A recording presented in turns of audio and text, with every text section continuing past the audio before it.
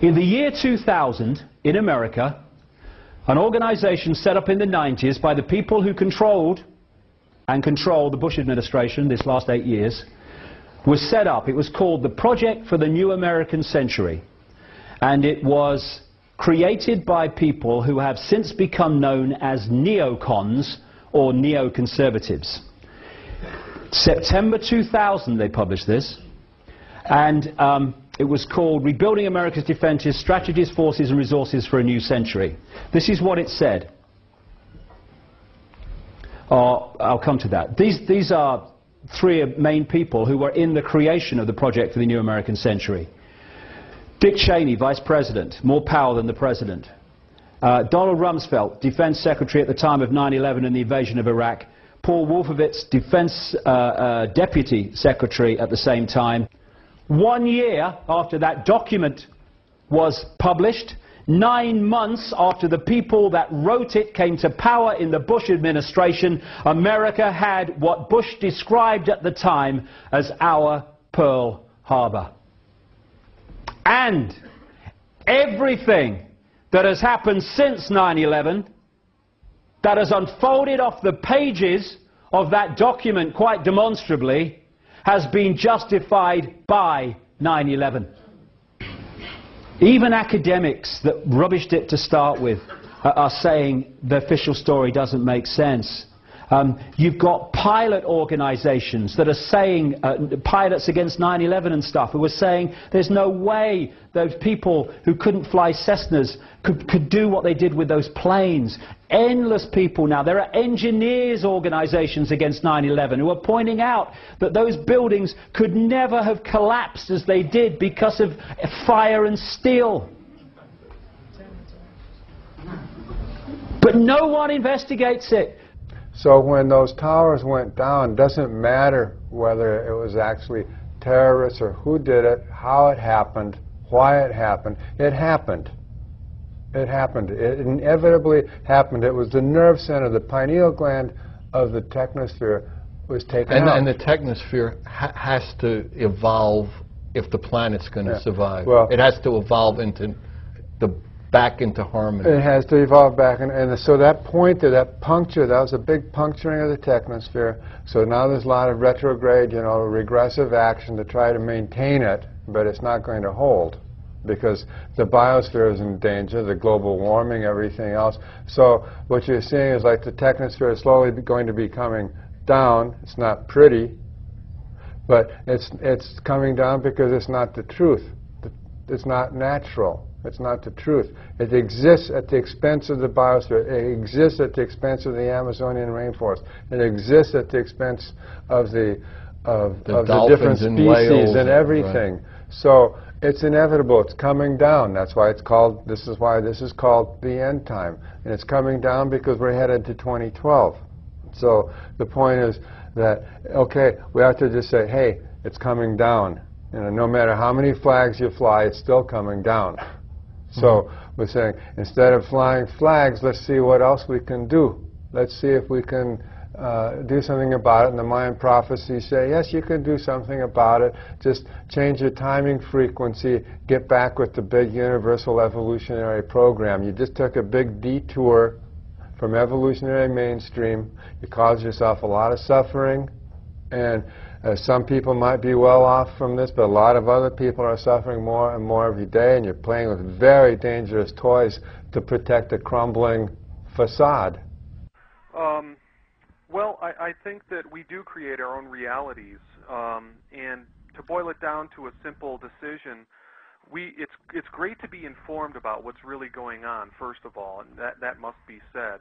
But we can't succumb to the fear-mongering tactics that are being tossed around, because we can succumb to fear and close up, but really what needs to happen so that we can create a good reality is to open up to the real possibilities. In other words, to open up and be guided by what we might call higher principles or a higher vision of the future. So instead of being consumed with reacting in fear or combating all the crap that the controllers are trying to throw at us, somehow we need to transcend that and open up our minds to the highest possible future and then create that together. It is important to remember that your consciousness has more power than any wave that could ever be beamed at you. So if you ever start worrying about electromagnetic mind control or all these silly things that people get focused on, that's something that you don't need to worry about. We are living through, in a 67-year period that stretches from 1945 to 2012, a compressed version of a larger historical epoch, 4,306 years long, that also ends in 2012. So that we have reached, by this reckoning, the late 700s right now. This is what we are living through. And ahead of us lies the Gothic Renaissance, the European Enlightenment, the discovery of the Newtonian mechanics, the discovery of the New World. That all lies ahead of us. It all has to be compressed into the next 22 years of time. And that is what accounts for the crazy quality of modernity. It's what accounts for fads and fashions. You know, hemlines are rising and falling in a rhythm based on the rise and fall of empires millennia ago. And these things are as causally linked as the orbit of the Earth is linked to the sun, you see. Because we are being drawn toward the attractor through shorter and shorter epochs. And not only must the entire last 4,000 years of history be compressed into this 67-year period from 1945 to 2012, but there is a 384-day period preceding December 22nd, 2012, when the last 67 years and the last 4,300 years have to be compressed into that.